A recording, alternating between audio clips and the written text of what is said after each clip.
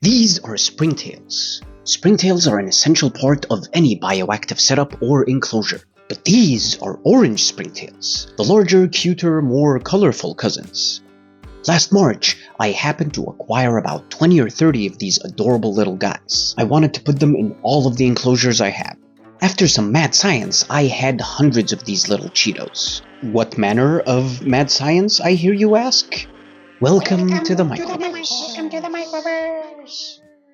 A while back, I was researching cleanup crews for the Moss video, and made a startling discovery. The indigo blue springtails, which are an even larger, cuter, and blue springtails. Like, it's blue. I knew right then I had to find and collect all of these exotic-er springtails. I searched far and wide, maybe not wide enough, for any possible colored version of the springtails, until by chance I stumbled upon the Spanish orange springtails at my local pet store. Here is the mad science I performed, which is mainly food-based. I left them in the plastic cup. I fed them crested gecko diet with some calcium supplement. Calcium is very important to arthropods. Arthropods are closely related to crustaceans. They have an exoskeleton of sorts, made of chitin. It's said chitin, but it's written chitin. When they get too big for their outer armor, they molt, very much like how shrimps, crabs, and even spiders do.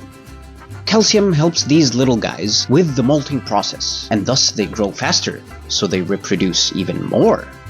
After they started breeding and there was enough, I moved roughly half of the colony to a bigger bin, and I fed them heavily, almost every other day. And by the end of the summer, I had quite a bit of these guys, and it was time for yet another upgrade. So I consolidated both colonies and put them in this giant bin. I used my Abby G substrate mix. Lame. I ran out of calcium supplement, so I started giving them fish food along with the rapashi they so enjoyed.